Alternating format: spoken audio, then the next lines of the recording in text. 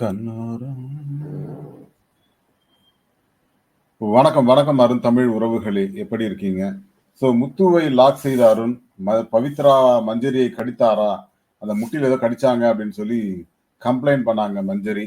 அதுக்கப்புறம் தெரியாம பண்ணிட்டேன் அப்படின்னு சொல்லும்போது, சரி தெரியாம பண்ணிட்டாங்களா விட்டுருங்க அப்படின்னு சொல்லி மஞ்சரி சொல்ல, அதேபோல அ இவங்கள பவித்ராவை லாக் செய்த ஜாக்கலின், அன்ஷிதாவை லாக் செய்த மஞ்சரி, மஞ்சரியை லாக் செய்த அன்ஷிதா. இப்படி அருண் வந்து இவர முத்துவ போட்டு லாக் பண்ணி நகரவே விட மாட்டேங்கிறார். அவர் தத்தி தத்தி ம்ன்னு ஓடுறாரு.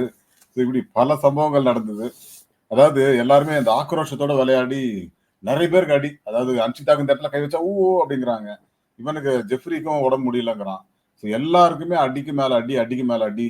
இப்படி விழுந்தா என்னப்பா பண்றது? இப்படி ஒரு கேம் ஆடணுமா? அப்படிங்கிற ஒரு கேள்வி. இவன் ஜெஃப்ரியால முடியலங்கிறதுனால கேம் இன்னைக்கு ஸ்டாப் பண்ணிட்டு நாளைக்கு ஆரம்பிக்கலாமா?